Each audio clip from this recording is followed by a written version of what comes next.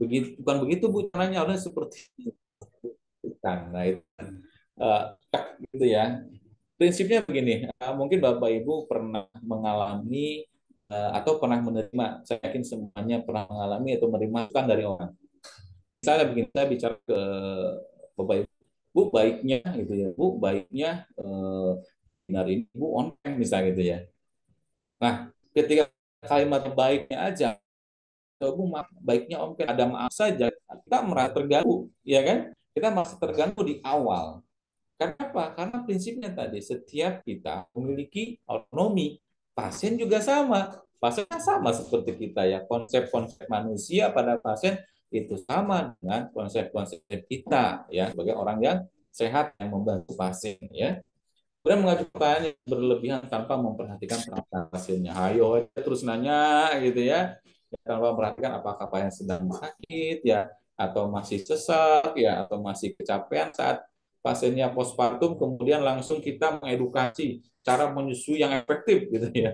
Pasiennya baru juga selesai lahiran kan gitu ya. Lalu mengomentari pernyataan pasien yang kata-kata spontan tanpa tujuan yang jelas. Disuntik ya tidak sakit kok, kan gitu ya. Kita bisa bilang tidak sakit, belum tentu orang merasakan seperti yang kita rasakan gitu ya.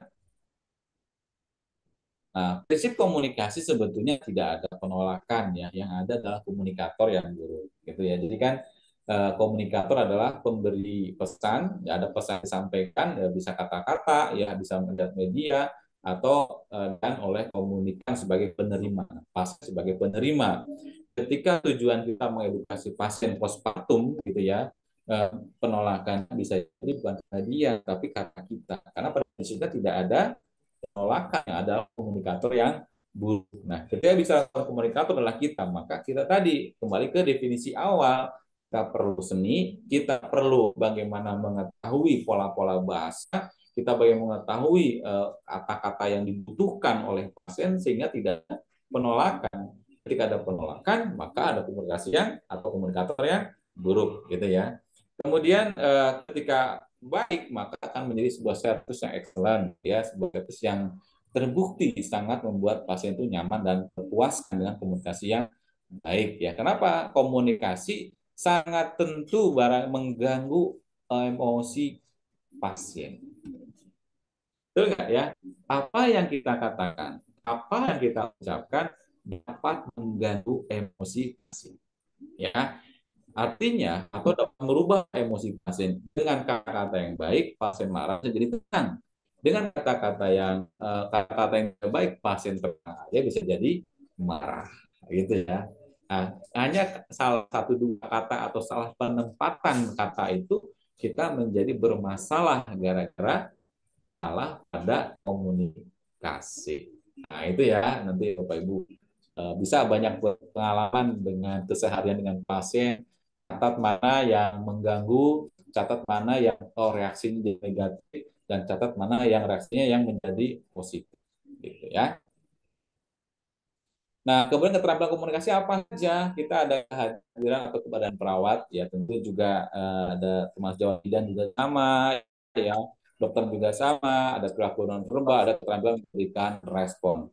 Apa aja kehadirannya? Keadaan fisik dan psikologis. Jadi saat ini misalnya saya sedang di depan nih, di depan room, ya depan monitor, dan saya berhadapan dengan Bapak Ibu, ya Bapak Ibu walaupun sebagian ada yang on cam, sebagian ada yang off cam, saya diri saya menyiapkan diri bahwa saya berhadapan dengan 300 lebih ini gitu ya, walaupun tertutup ya, tertutup secara kameranya, tapi diri saya meyakinkan bahwa saya saat ini sedang berbicara bukan pada 5-6 orang yang terlihat di kamera, tetapi saya bilang 300 orang yang ada di room ini.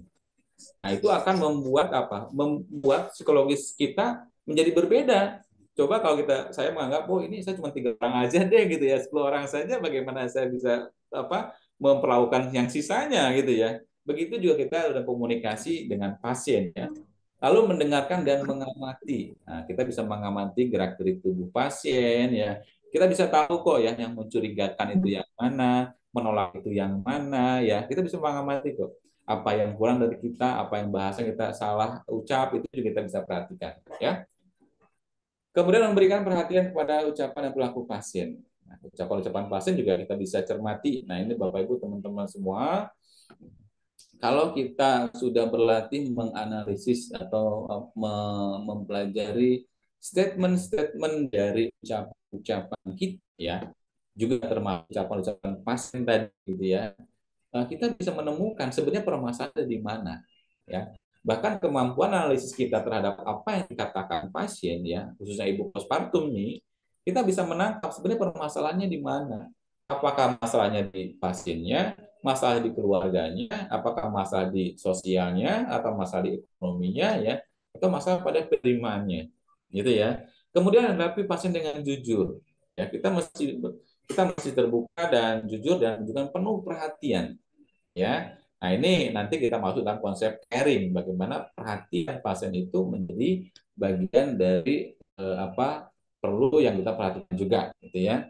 Menggunakan posisi yang terbuka. Nah, posisi kita kan kadang mengikat melipat tangan atau kalau duduk melipat kaki itu lebih condong pada bawah tutup ya. Maka kita sering-sering kita posisi terbuka sehingga apa? Pasien bisa melihat bahwa kita kita siap menerima informasi, kita siap menerima keluhan pasien,